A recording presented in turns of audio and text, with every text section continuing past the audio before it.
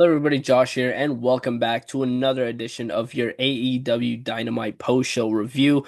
This is the morning after AEW Dynamite because last night I was just too tired to do a post-show. My thing is very loud, so if you can hear that, don't mind it. But yeah, I was too tired to do a post-show last night. I had planned to, and once Dynamite finished, man, I was just done. I was gone. Um. How like I just need to go to bed and I will do the post show in the morning. And here I am. It is the morning and I am doing your AEW Dynamite post show review. Obviously solo as always, for all the weekly post show reviews. And yeah, later today I'm going to be recording the NXT No Mercy predictions alongside Rue. So stay tuned for that. Keep a lookout for that. That will be on Spotify as well. These podcasts, the weekly post shows, are not on Spotify, just strictly YouTube. And if you're returning here, you know that very well. You know how this goes. I break down everything, all the matches, all the segments, all that good stuff. And if you are new here, welcome to the channel. And I hope you enjoy this post-show review. So before we get into that though, I want to know what you guys have to think, what you guys have to say about AEW Dynamite that happened yesterday. So leave your thoughts in the comments, with your predictions on upcoming storylines, all that good stuff. There's a plethora of different ways you can let me know. You can let me know in the comment section below on YouTube. You can let me know on Spotify in another comment section if you want, under another podcast or interview. You can let me know on the Kayfabe Central Discord server. So go ahead and join that up. We also have a non-wrestling server as well, or non-wrestling channel on that server. So if you want to talk about anything non-wrestling related, you are free to.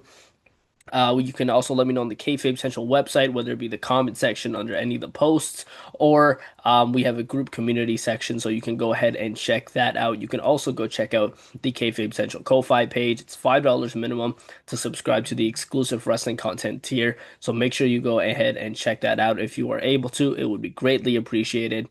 But let's get into this episode of Dynamite, a very promo and segment heavy episode of Dynamite. Like halfway through the show, I was looking through my coverage so far, and I was like, man, I wrote down a lot of segments and not a lot of matches.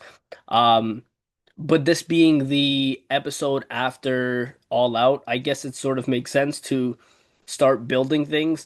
And we had a cool announcement on this episode of Dynamite that we're gonna get into. We kicked off the show with Hangman Adam Page backstage saying that he's issuing an open challenge for the AEW, not Women's World Championship, Men's World Championship, later tonight. That is accepted by Lee Moriarty. I believe he's the Ring of Honor Pure Champion, if I'm not mistaken. So he was like, I'm focused on that. I'm going to defend this against Lee Moriarty tonight, and that was that.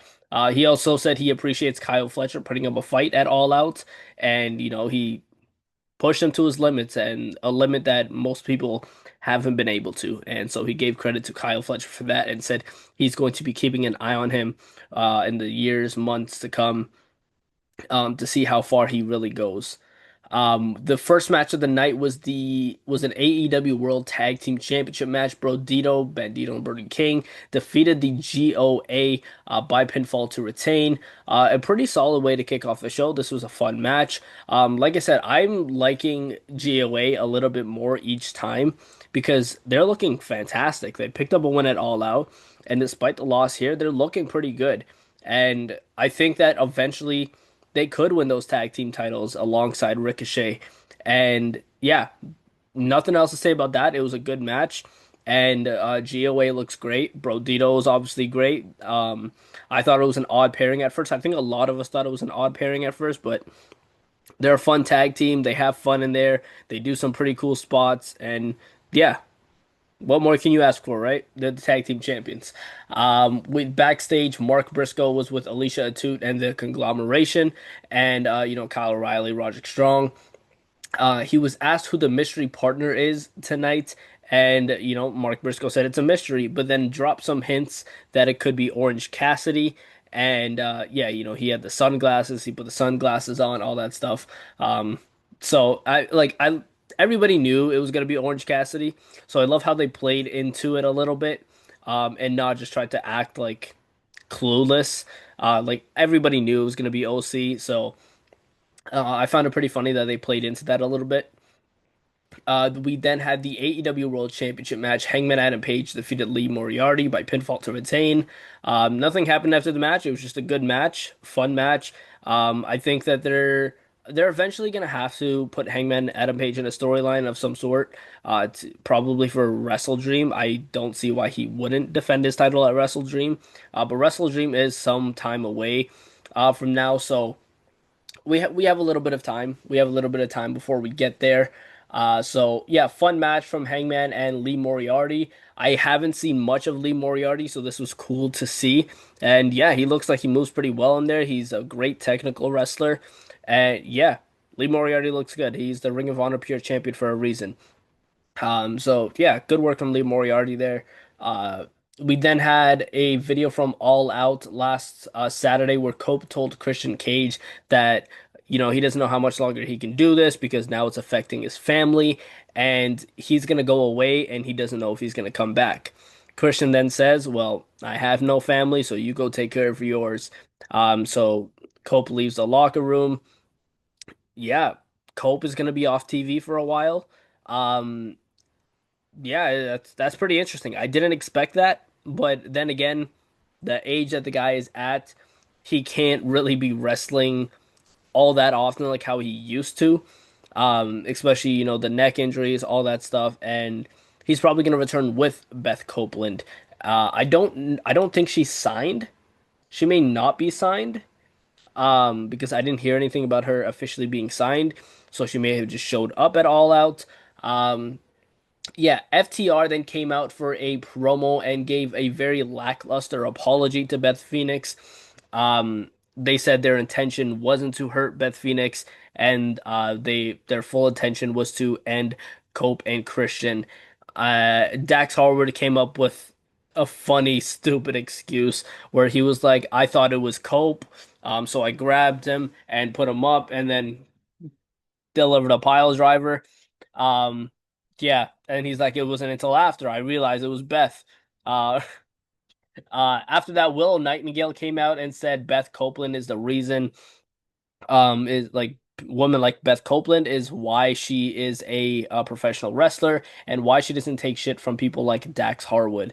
That's what she said, and yeah, that was that. And then after that, I didn't write down who came out.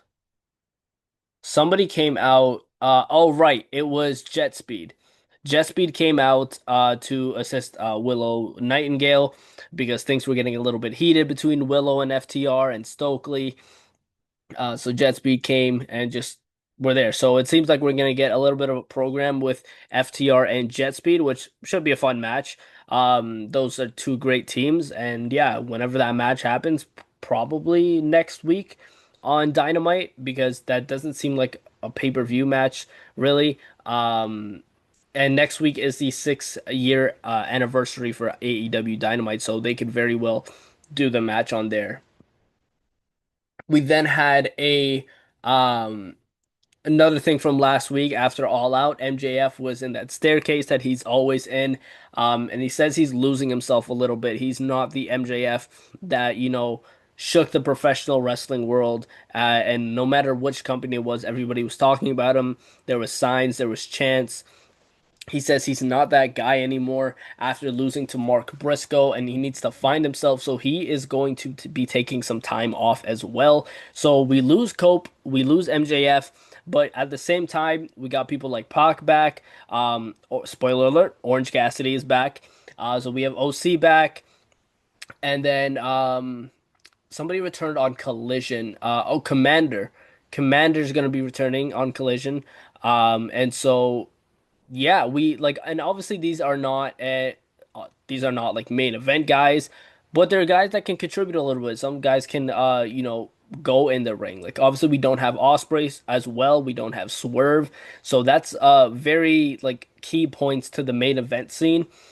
But so these guys are still good to keep around, man. And like you still have a pretty stacked roster here, and I guess giving these guys time off gives Tony Khan an opportunity to showcase everybody else as well. So And I think he's gonna do just that. We then had a promo for Don Callis. He said he is a fantastic artist. This was the setup for the trios match, by the way.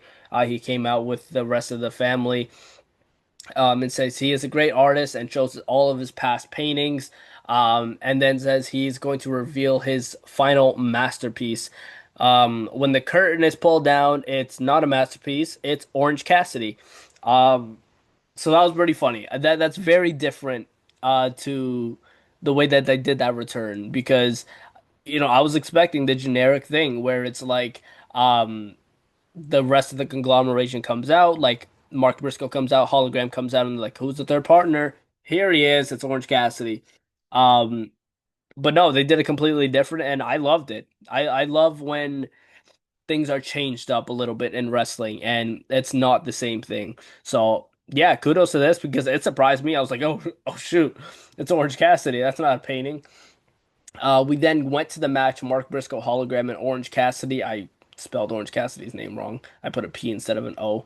Um, but they defeated the Don Callis family, Konosuke Takeshita, Kazuchika Okada, and Hedge Cero by pinfall. After the match, Kyle Fletcher came out and, talked a little bit about the Hangman Adam Page match, but then was talking to Hologram and said that, you're undefeated, but that's going to change because I want to put my TNT title on the line against you, title versus streak. And Holograms, accepted it. He nodded his head. He didn't say anything, obviously, but he nodded his head. He agreed with it, and yeah, we're gonna get Kyle Fletcher for his hologram at some point, which is pretty interesting. And like again, like a lot of people may not be familiar with hologram like on a week to week basis because some people may not watch Dynamite on a week to week basis. They may watch the pay-per-views only, so you may not be familiar with hologram. Um, and for those people, you're gonna find out real soon that hologram can go in the ring, and that's what I was referring to earlier. Like, yeah, you got guys like Swerve and Osprey and MJF and Cope, taking some time off, but then you're giving opportunities to newer guys, right? Kyle Fletcher and Hologram, that's new, that's fresh. I'm okay with that. That might be a match they do in Collision. More than likely, probably on Dynamite, maybe because they promoted on Dynamite, but it's the TNT title, so I can see it just being defended on Collision or something like that. So, unless they save it for Wrestle Dream, I don't know if they're gonna save it for Wrestle Dream, or when they're gonna do it. But either way, the match was accepted, and it's going to happen at some point. Backstage, Mina Shirakawa says she hasn't heard from Tony Storm at all. But tonight she fights for Tony Storm, she fights for herself, and she fights to win the AEW Women's World Championship against Chris Statlander because they went one on one. So cool little fun promo from Mina Shirakawa there. We then had a vignette to hype up Jurassic Express returning next week for the 6 year anniversary of AEW Dynamite, but it didn't really give, the whole whoa, like it didn't give that vibe. It gave a little bit of a darker vibe. So I don't know if they're going full on old school nostalgic Jurassic Express or if they're gonna change it up a little bit. Maybe Jungle Boy Jack Perry is going to be a little bit darker. Maybe Luchasaurus is gonna be somewhat how he was with Kill Switch. Um, and maybe it's just like a gradual thing, right? Because the thing with AEW, they take their time. And this could be a thing that graduates over, not graduates, like what's the word? That progresses over time. Like one week they're a little bit dark still, the next week they're still a little bit dark, but as we progress, the crowd is behind them. They get their theme song, the crowd is waving their hands, and they're like, "Man, I missed this." And then finally, full on babyface, full on Jurassic Express. I can see that being the line that they take. Um, so yeah, that's a very good possibility that they go down that road. We then had Claudio Castagnoli defeating Powerhouse Hobbs by pinfall. Just a hoss fight. The crowd wasn't too into it. But at some points they were. Like it was a lot of like heavy hits, which is cool, which is fun. I love a good hoss fight every now and then. Um, Claudio did get some help, however, from Pac, Wheeler Yuta, and Daniel Garcia. They surrounded him, but they surrounded Powerhouse Hobbs, I should say. Samoa Joe came out. Hangman Adam Page also came out to make the save. So maybe, like, I don't know. This Hangman Adam Page and John Moxley thing may still continue. I don't know. I don't think it's gonna be Hangman and Moxley because of what happened at the end of Dynamite, which I'll get into. Um, but yeah, Hangman's still trying to fight off the Death Riders, so I don't know where they're going with that. I've been one to say many times that I'm not a fan of this Death Riders thing continuing. I think it should just come to an end. Um, yeah, I don't really like it. It's like it's getting very stale now, and I think they need to change it up a little bit. I don't know if necessarily split them up or change something up. Um, maybe add a new member. I don't know if that'll do anything though, because they have quite a bit of members already, not as much as the Don Callis family, but I think let the Don Callis family be that big heel group in AEW now, and the Death Riders slowly just disintegrate. Because I feel like that Death Riders era is over now. We should be moving into a different era, maybe back into the Don Callis era, because he's just a nationally hated guy. And you know what? That's what you need. That's what you need. Obviously, the Death Riders are really hated too. They get booed out of the building every time they come out, especially Wheeler Yuta. But it's getting a little bit played out now, and I think we need to move past this Death Riders thing. So yeah, I'd like to see them, gradually move past this. Maybe, somebody leaves the group, somebody turns. Maybe Moxley turns on Wheeler Yuta. We teased that for a little bit, and then they just never went to it.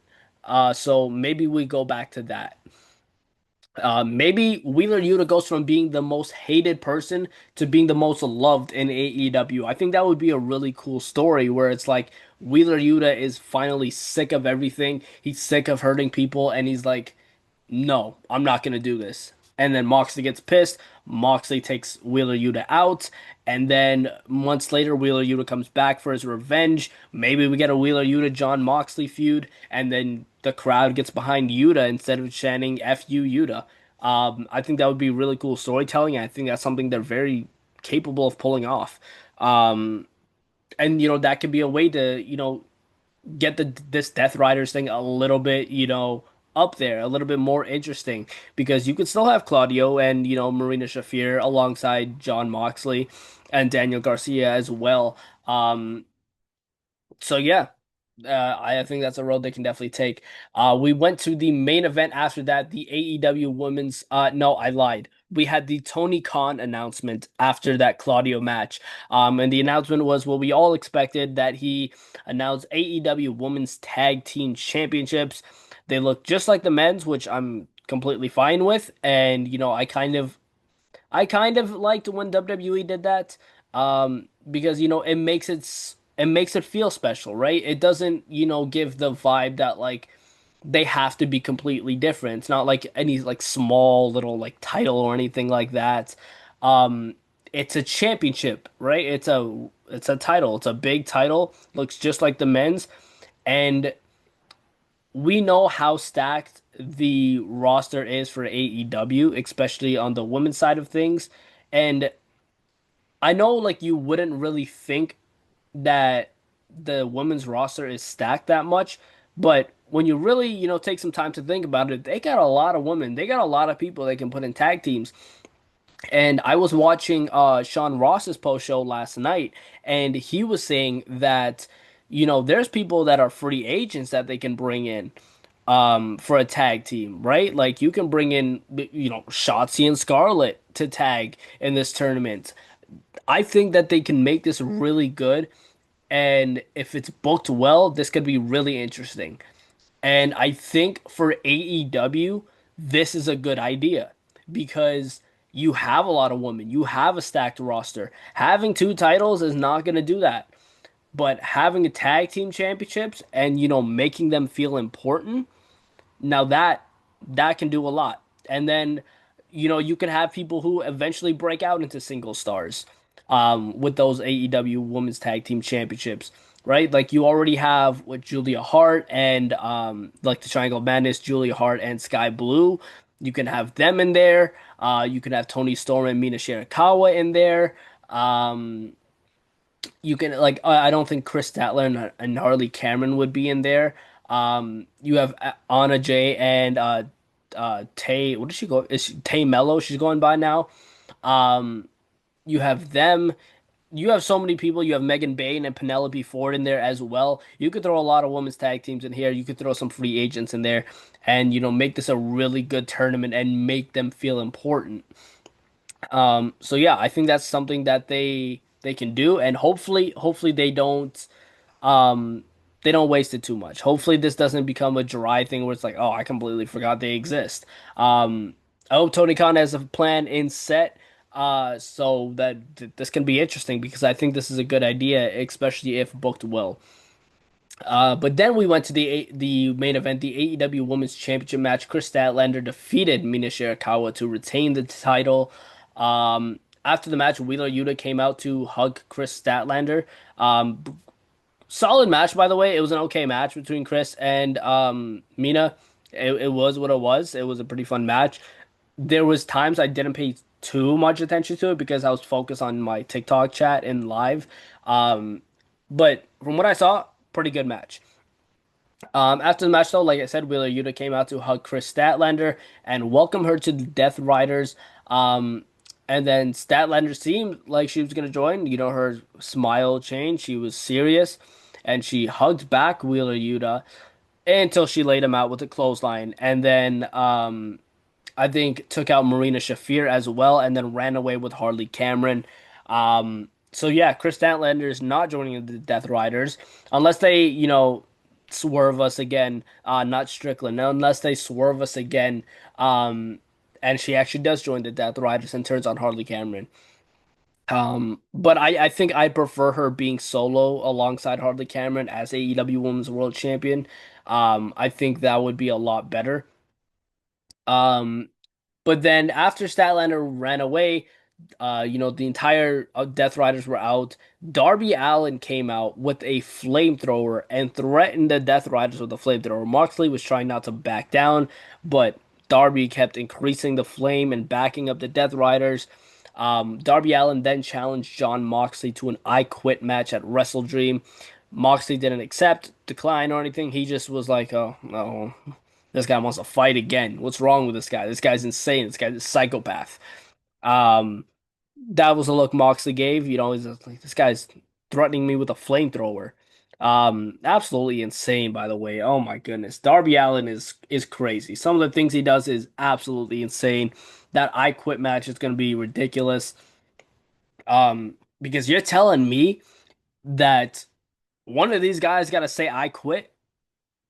This is gonna be a brutal match if made official. So yeah, and like I said, I think the Death Riders thing should come to an end. But I think Darby Allin and John Moxley in an I Quit match, it's gonna be a lot of, you're gonna need to hide your kids for that match. You're gonna need to hide the wife probably for that match. Um, it's gonna be a grueling match. They are going to do anything you can think of and more to each other in that match.